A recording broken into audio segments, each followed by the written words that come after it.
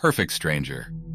In the pulsating heart of the city where the concrete jungle met the neon glow, lived Isabella Mercer, an esteemed lawyer worn down by the relentless grind of her profession. Aching for release from the shackles of her demanding career, she decided to escape the suffocating ambience of her office and immerse herself in the distractions that the night had to offer. Isabella found solace in the dimly lit ambience of a local bar where the scent of bourbon and the hum of chatter enveloped her senses. The oppressive weight of her caseload seemed to lift as she ordered a drink, the amber liquid promising to drown the stress that clung to her like a relentless specter. Amidst the low hum of conversation and clinking glasses, Isabella's eyes met those of a dashing stranger. Tall, debonair, with an air of mystery that beckoned her, he seemed to materialize out of the shadows. A seductive smile played on his lips as he approached, and without hesitation, he slid onto the bar stool beside her. The stranger, whose name he divulged as Alexander, spun a web of enticing tales that captivated Isabella's weary mind. He spoke of exotic locales, shared anecdotes that bordered on the surreal, and his every word seemed to cast a spell upon her. As the night unfolded, Isabella found herself drawn into a seductive dance of conversation, her stress melting away like mist in the moonlight. With the rhythm of the night guiding them, Alexander leaned in, his voice a velvet whisper.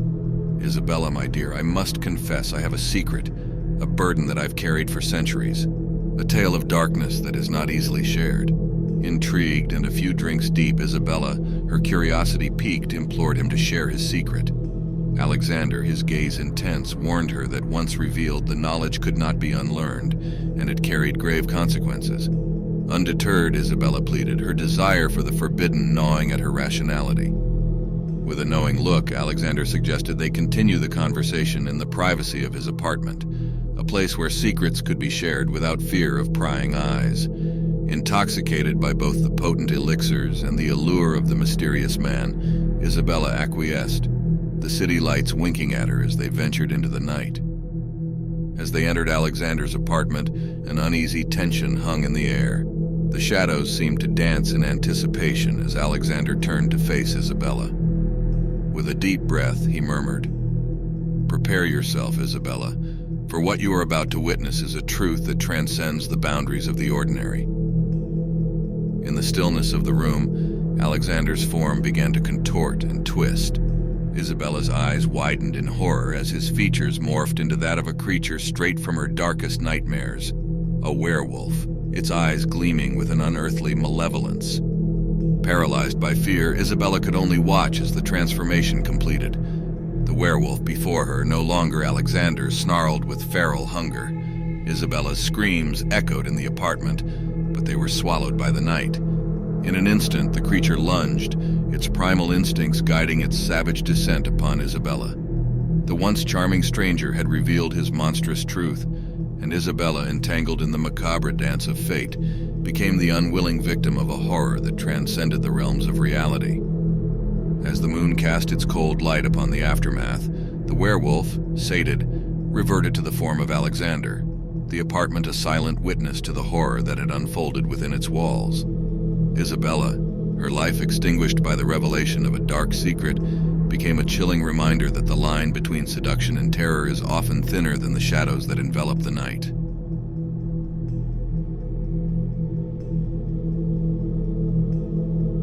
Movie star. In the shadowed realms of Hollywood, where illusions and nightmares intertwine, I, Victor Marlowe, found myself at the helm of a horror movie destined for greatness, or so I believed. The film was my brainchild, a culmination of twisted tales woven into a narrative that promised to chill the very soul.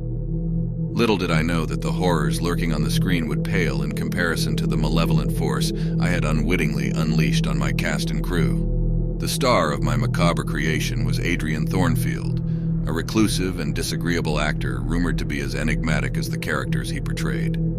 Cast to play the role of a werewolf, his haunting gaze and strange demeanor sent shivers through the set. From the onset, the air crackled with unease whenever Adrian entered a room, his presence casting an unnatural pallor over the production. Months passed, and the once thriving camaraderie on set dwindled into a disquieting hush. Adrian's behavior grew increasingly erratic, like the unraveling of a sinister tapestry. His eyes, cold and distant, seemed to harbor secrets that festered beneath the surface.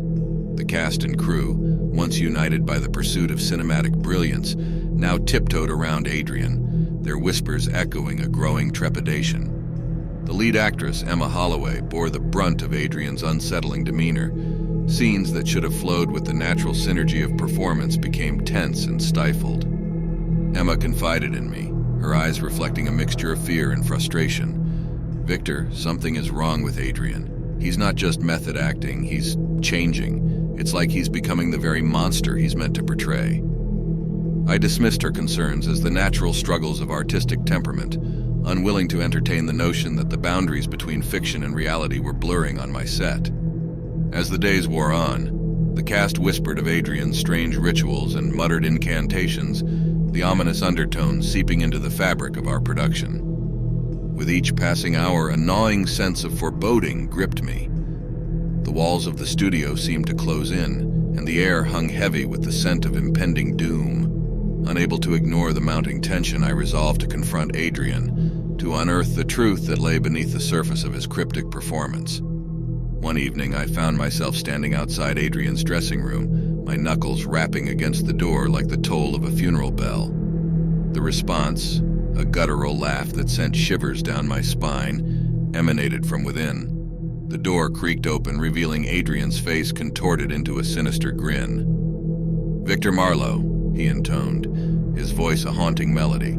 "So you've come to unravel the mysteries of my craft?" I steeled myself, demanding an explanation for the unrest that had befallen my once promising project.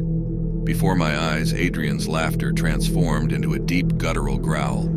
The room flickered with an eerie glow as the man before me contorted, his frame elongating and fur sprouting from his skin. I recoiled in horror as Adrian, no longer a man but a beast of nightmares, stood before me. His eyes, now glowing with an otherworldly malevolence, bore into mine. My breath caught in my throat as the truth unfurled before me. I had cast a true werewolf in my film, and now the director was face to face with his own creation.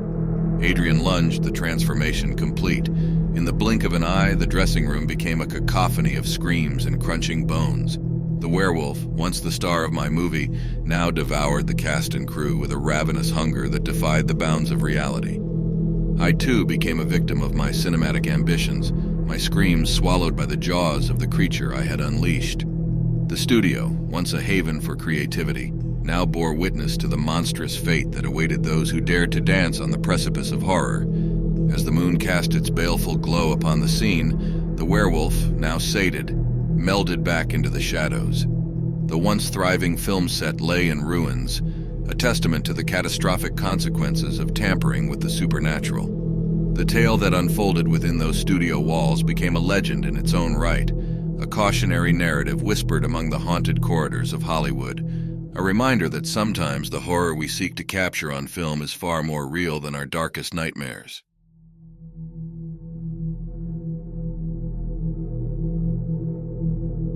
Just a game. In the quiet town of Eldridge, where shadows whispered secrets, lived a young boy named Timmy. Timmy was an avid gamer, and his eyes sparkled with excitement when his older brother Mark gifted him a new video game, Moonlit Descent: Curse of the Lycanthrope. Little did Timmy know that the game would unlock a nightmarish descent into the supernatural. Timmy eagerly installed the game on his computer, immersing himself in the virtual world of werewolves and moonlit horrors. The gameplay was eerily realistic, each howl echoing in the dimly lit room as Timmy explored the haunted landscapes. Night after night, he delved deeper into the game, often forsaking sleep for the thrill of the virtual hunt. As Timmy progressed, something peculiar happened. The werewolf character in the game seemed to evolve, its digital eyes glinting with an unsettling intelligence.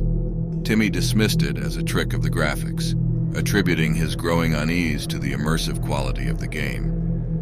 One fateful night, as the moon hung low in the real world and the werewolf's howls in the game grew more lifelike, a chill crept up Timmy's spine. The hairs on the back of his neck stood on end as he stared at the screen.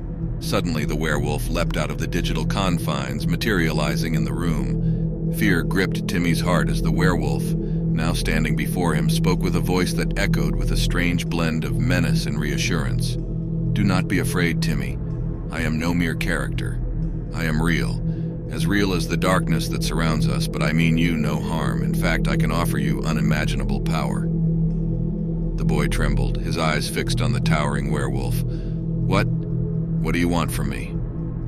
The werewolf paced the room, its eyes never leaving Timmy.